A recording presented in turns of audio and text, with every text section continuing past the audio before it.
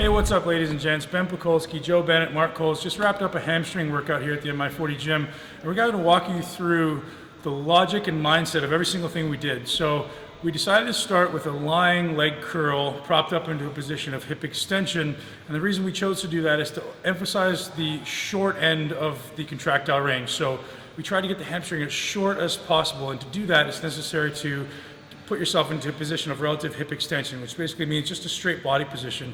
Most typical lying leg curls will put you in a position of hip flexion, meaning you're kind of bent over at the waist. And when you're trying to get the hamstring fully shortened, which should happen in the beginning of a workout, that's not your greatest opportunity to do so.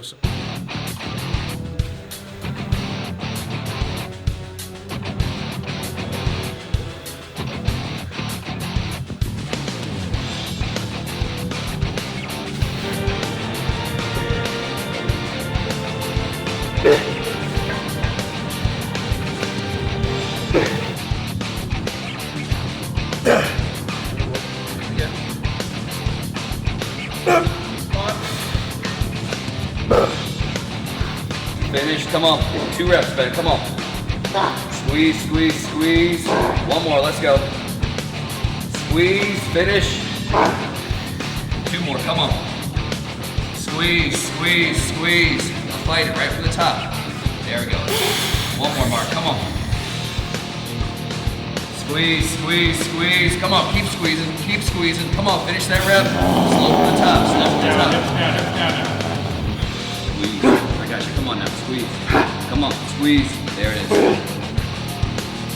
Hard squeeze. Come on, Ben. 2 reps. Easy. Squeeze, squeeze, squeeze, squeeze. Down slow. Come on. 1 more. Hard squeeze, squeeze, squeeze.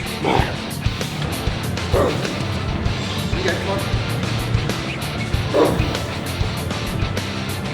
Control.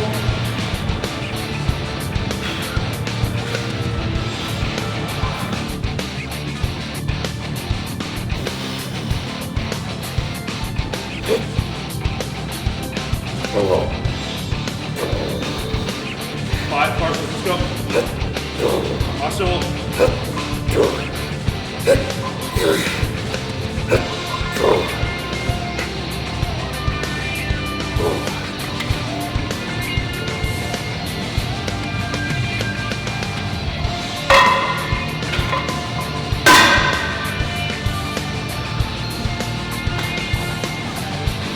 Hard squeeze. Thank you. 2 reps now. Come on. Hard squeeze. 1 more, Ben. Come on. Squeeze, squeeze, squeeze. Get those partials. Get those partials.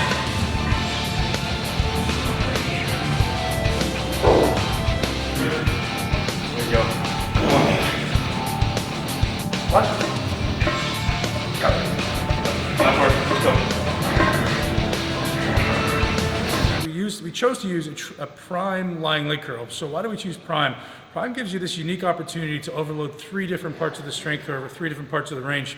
So we can specifically emphasize the short end of the range where we wanted to start. We probably did 3 or 4 sets in the shortened, 3 or 4 sets in the middle, and then 3 or 4 sets in the lengthened range, simply by shifting the weight. You notice we won't change the weight. We don't actually decrease the weight at all, we just move it. And we're still able to execute pretty well the same number of reps through the entire, however many sets we did, maybe 8, 10, 12 sets, I don't even know. But we just basically did it to the point where the hamstring was completely fatigued at every aspect of the range. So we fatigued the short end of the range, and once you couldn't do any more in the short, then we shifted the weight, so we put a little more emphasis in the middle. And we couldn't do any more in the middle, then we shifted the weight and put all more emphasis in the lengthened range. And you can't do that on a normal piece of equipment, right? Normal piece of equipment only allows you to kind of emphasize whatever part of the range it allows you to emphasize. It's one specific range of motion. Whereas this one, we're effectively trying to fatigue every part of the range and every single muscle fiber in hamstrings contractile range. You know, not only did we not decrease in weight, probably the first 5 or 6 sets, we actually went up in weight. And I think that's a big thing people don't know, like, well, how many sets do I take to failure? How many do I train to failure? Where do I get that drop off? In performance or output, and like that's the advantage with this. You'll see we increased weight the first 5 or 6, and then we maintained it, you know, the next 5 or 6, and pretty much every single set we were taking 2 or past failure, you know, so it's able to increase weight or maintain weight and not have any drop in performance, so you're just getting more overall output. Like we were saying, there's pretty much no other piece of equipment you can have 10 effective sets on it. You know, it's other things is kind of you do 1 or 2 or 3, and you're done where that machine loads it. You know, the fact that you can change it is you can have like, it's pretty much spent half of our workout just on one piece of equipment. So from there, you guys will notice we basically exhausted our body's ability to perform knee flexion. So by that point, we're pretty much toast. But we only really exhausted knee flexion in a position of hip extension. So actually we went and now took it into a position of hip flexion, where you guys notice we went on to a seated leg curl, which now completely changes what's called the length tension relationship. And now we can actually increase the amount of output in the hamstring by changing the emphasis. So now we're going to emphasize the really lengthened part of the range. So by lengthening the hamstring from my hip, which is basically being bent over at the hip, and lengthening the hamstring this way, that's a fully lengthened hamstring. So I'm initiating from that position.